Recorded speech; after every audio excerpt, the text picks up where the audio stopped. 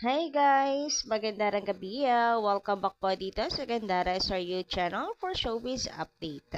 Andito na naman nga po akong muli nagbabalik ang nagmamaganda ninyong kachismosang Kimpa. Wala na pong iba si Gandara upang magatid sa inyo ng latest update and fresh happenings patungkol po kay Kim Chiu and Paolo Avellino.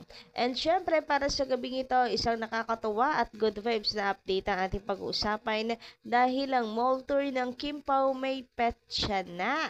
So, ayan, palalagpasin nyo pa ba yan? Syempre, hindi na dapat. Eto na yung iniintay nating lahat. And syempre, pag-uusapan din natin ang ilan pong mga paayuda para sa Kim Pao. But before that, sa mga hindi pa nakaka-subscribe dito sa ating channel, maaari lamang na pindutin po ninyo ang subscribe button lalo na kung kayo'y ngayon lang napadaan dito sa ating channel. Ayan, baka meron tayong mga bisita, no? I-click nyo lang ang subscribe button at notification bell na nandyan sa baba para mag-updated ka rin at ma-notify tuwing may bago tayong chika at balita about sa Kim Pao. Basta mga balita na may kinalaman kay Kim Chiu and Paolo Avellino, sagot na natin yan. And bilang panimula, eto guys, shout out muna sa lahat ng viewers natin sa Kuwait. Ayan, shout out po sa lahat ng nasa Kuwait ngayon. Kagaya ni Madam Gonzaga Janilyn. Ayan na. Magandang gabi, shout out. Hello po, ma'am. Good evening po. Salamat sa balita palagi about Kim Pao. Pampawala po ng lungkot ko. Yan, dito sa Kuwait. Always watching ng mga videos nyo po. God bless. Thank you so much, Madam Gonzaga Janilyn. Pero para ngayon ko lang nabasa na yung comment nyo. Anyway, ayan, welcome and thank you sa pagsubaybay po araw-araw sa atin. Samantala, eto naman, dumako tayo sa isang poem na nakita natin habang nag-scroll tayo kay Blue Up. So, eto nga guys, ayan, alam kong ikatutuwa nyo rin dahil napakaganda nito, no? So, eto, simulan nga natin. Siyempre, i-zoom ko for win-win situation. Hindi ko rin naman mababasa yan. Kaya guys, sensya na kung medyo mabagal tayo magbasa kasi medyo maliit ito. So, eto na nga, try pa rin natin. Bibigay natin yung best natin. So, para kay Kim Chiu po ang poem na to. Kim, sa bawat pagsubok na dumarating, tulad ng araw, hindi mo tinatago ang iyong ningning. Kahit ang mundo'y puno ng pagsalungat, patuloy ka pa ring umaangat, walang takot sa pagkatalot sakit. Sa bawat pagdapo ng luha sa iyong mga mata, lumalakas ka at hindi nagiging mahina. Kahit may mga pagsubok na tila'y kay lalim, ang iyong tapang ay tumatagos sa dilim. Minsan, ang landas ay tila masikip at madilim, pero ikaw, Kim, ay matapang at walang alinlangan.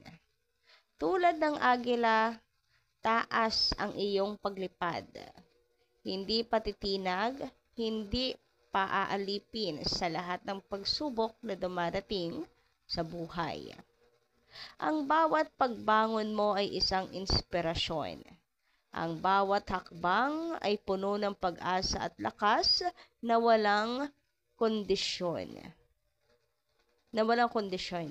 Kahit ang mundo'y hilahin ka pa pababa, sa iyong mga palad ang tagumpay ay tanging hangarin.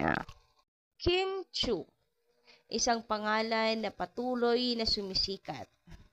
Sa kabila ng unos, hindi ka matitinag dahil sa bawat hakbang mong patuloy na umaangat. Ikaw ang buhay na patunay na walang imposible. Kahit anong hamon ng buhay. Ayan, napakaganda guys, ano? Talagang para po kay Kim Chiu. Sino man po ay nagsulat nito. Saan siya at hindi ko po mahanap yung original author nito. Pero ganun pa man, thank you very much. Talagang mahal na mahal po si Kim Chiu at talaga naman pong sinipagan gumawa ng poem para kay Kimi. And gustong-gusto ko guys yung last part, even nakailang ulit ako na retake ako ng ating pagbabasa sapagkat hindi ko makuha yung tawag doon diin, yung punto, yung sa buhay at buhay. Pero napakaganda nun, gustong-gusto ko siya. Dahil sabi nga dito, ayun, ulitin nga natin, sana tama ng pronunciation natin yung diin. Ikaw ang buhay na patunay na walang imposible kahit anumang hamon ng buhay. So, bakit ko siya nasabi? Guys, kung bakit gustong-gusto ko to, if you are aware, if you are a fan of Kim Chiu before na, and you are kahit aware lang sa mga issues na dumaan kay Kim Chiu before, talaga naman pong pinutakte rin talaga ng mga pagsubok po si Kim Chiu, lalo na sa show business. Talagang hindi po natinag si Kimi. Pangalan niya ay patuloy na sumisikat. Totoong-totoo yun nakasulat doon. So, kahit anuman pong hamon ng buhay, siya talaga po ang patunay na walang imposible. Sa dami niyang pinagdaanan, guys, tingnan niyo naman kung nasaan siya ngayon. Diba? Hindi nagpatinag Talagang siya po ang buhay na patunay na wala pong imposible anuman ang mga pagsubok at mga hadlang na dumaan at humarang sa atin pong landas, sa atin pong daraanan, sa ating pong patutunguhan, sa atin pong buhay.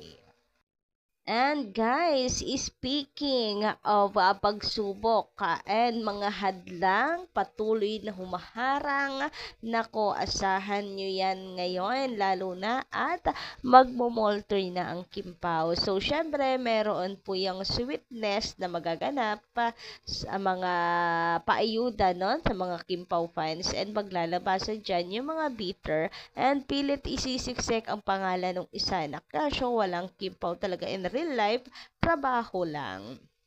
So, eto nga, ngayon pa lang ay nagkakalat na yung iba. So, narito ang reaksyon natin mga kakimpaw. Baka siya ang may gusto kung Paulo. Kaya laging baka siya ang may gusto baka siya ang may gusto kay Paulo. Kaya laging binabash. Yan ang gusto nila. Balik si Pau kay Jay. Bakit ipinipilit nila? Yang idol nila ayaw man lang o ayaw naman ng lalaki. Hindi na gusto ng lalaki ng lalaki. Si Pau, inaantay niya si Kim for 15 years.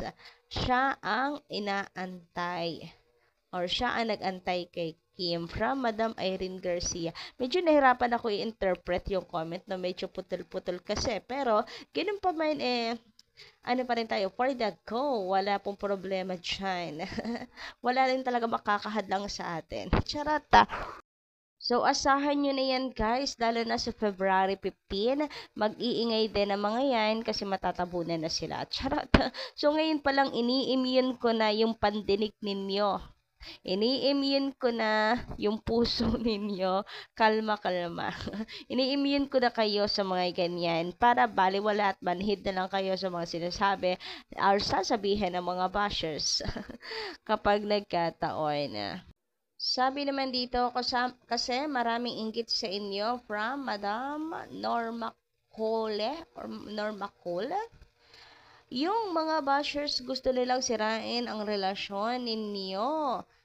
Kim and Paulo, mag-ingat kayo sa mga na mga inggeterang bashers.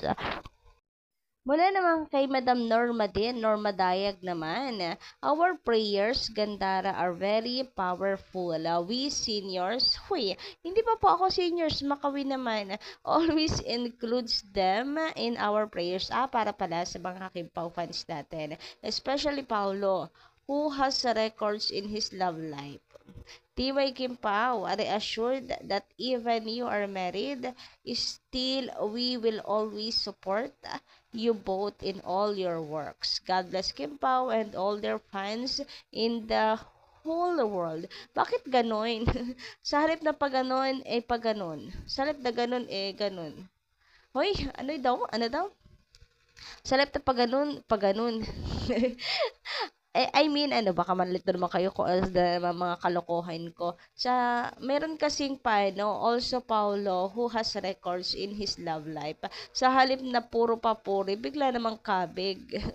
Ma'am Norma Dayag. Anyway, natawa lang talaga ako doon. Siguro ano lang talaga, wrong choice of words. Pat na gets ko yung ibig niya sabihin. Samantala, dumako naman tayo dito sa February 15, 2025. Eto na nga guys, ang Kimpao Mall Show magsisimula na. Mark your calendar mga guys.